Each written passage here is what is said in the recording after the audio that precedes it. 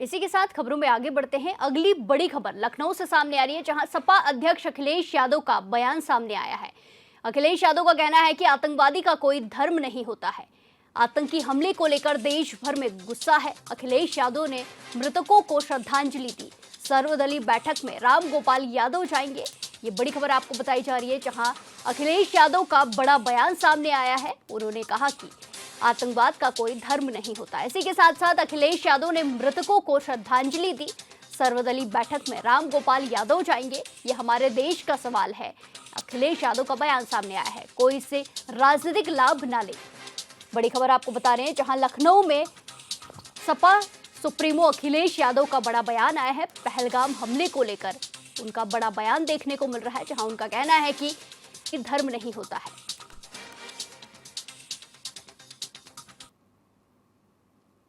हालांकि मैंने कई बार कई मौकों पर कहा है कि कारोबार हमें जोड़ता है। कारोबार में न जाति होती न धर्म होता है, वो हमें जोड़ता है कारोबार। और आपने देखा है कि लखनऊ ही नहीं पूरे देश में जगह जगह हम एक दूसरे से कारोबार करते हैं। और ये भी हम लोगों ने देखा कि अगर कोई कारोबार करने आया है तो उसके साथ व्यवहार कैसा हुआ है। तो ये जो सोच है, उस सोच को हम लोगों को हर एक के अंदर से हटाना पड़ेगा, और खासकर कुछ कट्टरवादियों के दिमाग से वो बात हटानी पड़ेगी। कारोबार हमें जोड़ता है। इसी के साथ अगली बड़ी खबर श्रावस्ती से सामने आ रही है, जहां भारत नेपाल सीमा पर सुरक्षा व्यवस्था कर दी गई है। संदिग्ध वाहनों की चेकिंग के साथ गश्त जारी है। हॉट स्पॉट इलाकों में सतर्कता बढ़ाई गई है, निगरानी जारी है। क्षेत्राधिकारी थाना प्रभारी इलाकों में भ्रमण कर रहे हैं, ऐसे एसपी ने निर्देश दिए हैं। बड़ी खबर आपको बताई जा रही है, जहां पहलगाम हादसे के बाद, हमले के बाद पूरे देश में अलर्ट जारी किया गया है। सीमाओं पर सुरक्षा व्यवस्था कड़ी कर दी गई है। श्रावस्ती से बड़ी खबर बता रहे हैं, जहां भारत नेपाल सीमा पर सुरक्षा व्यवस्था कड़ी कर दी गई है। संदिग्ध वाहनों की चेकिंग की जा रही है, इसी के साथ गश्त भी जारी है। हॉट स्पॉट इलाकों में सतर्कता से निगरानी रखी जा रही है। इसी के साथ एसपी ने निर्देश दिए हैं कि क्षेत्राधिकारी थाना प्रभारी इलाके का भ्रमण करें।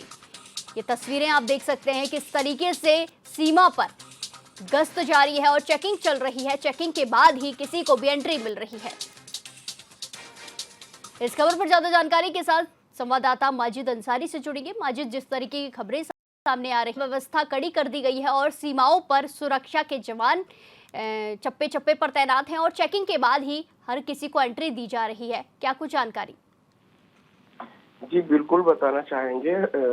हाल ही में हुए पहलगाम में हमले को लेकर के श्रावस्ती में चौकसी बढ़ा दी गई है। बॉर्डर इलाके में जहाँ पर सीमाएं रहती है, वहाँ पर पुलिस भ्रमणशील हो गई है और पुलिस की गश्त जारी हो गई है। उसमें उसके साथ पुलिस के साथ एसएसबी भी भ्रमणशील है। संवेदनशील इलाकों पे और हॉट स्पॉट इलाकों में सतर्कता और निगरानी जारी है।